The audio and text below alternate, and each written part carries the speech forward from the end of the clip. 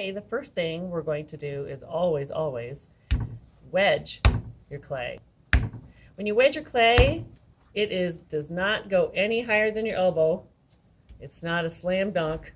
It is just right here. It's an easy throw it on the canvas.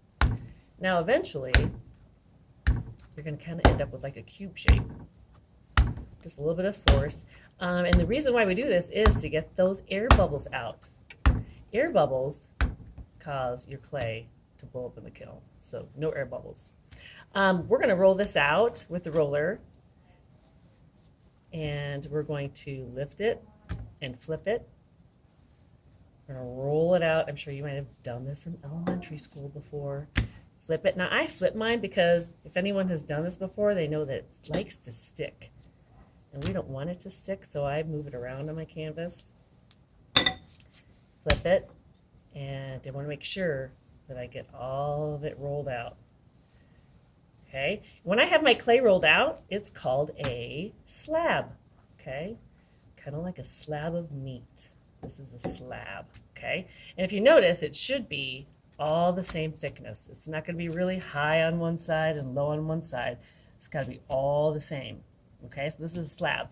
Now, if you get too thin with your clay, it's going to break in the kiln, and nobody likes broken clay. So I use this dowel rod to measure, is that clay thicker than my dowel rod? And this is, so that's good.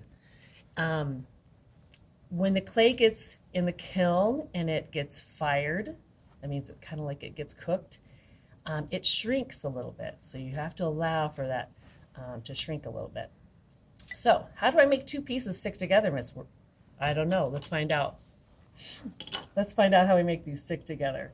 If I am going to attach a form, like, I don't know, what am I going to make? Let's see. I'm just going to roll this out. Remember how you make coils too? You just use a palm of your hand and you roll that out. Squeeze it first. I want to make a coil. And if you just kind of rock it back and forth in the palm of your hand, you go to one side and then you go to another side. You want it to be all the same thickness. Okay, so this is a coil. And let's say I want this coil to sit on this slab like that. Well, a lot of people think that, oh, it's just going to stick. It's just going to work like that. But it doesn't. You need the magic word called scoring and slipping. Okay, so it's two parts. The first part is you can use any tool. This wooden tool is a good one. You can make this texture. This is called scoring. Okay, I could also use a fork, and I could hold it with my thumb, and I'm kind of just gouging it a little bit.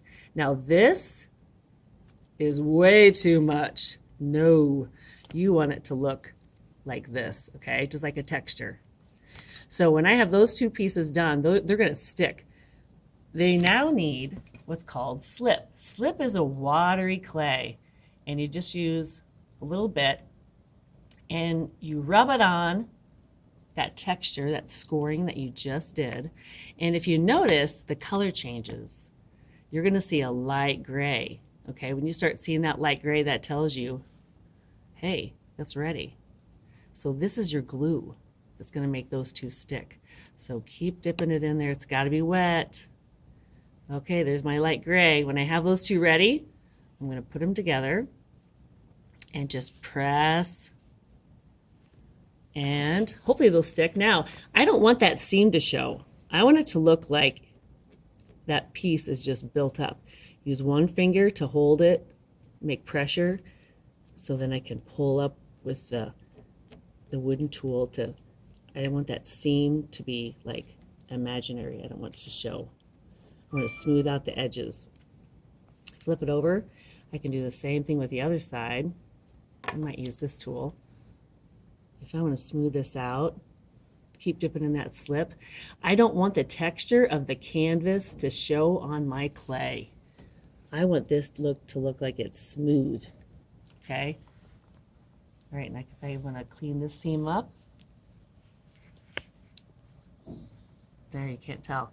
Smooth it out. Okay, so then I can start playing around with my textures. and creating my piece. I'm not quite sure this is going to be.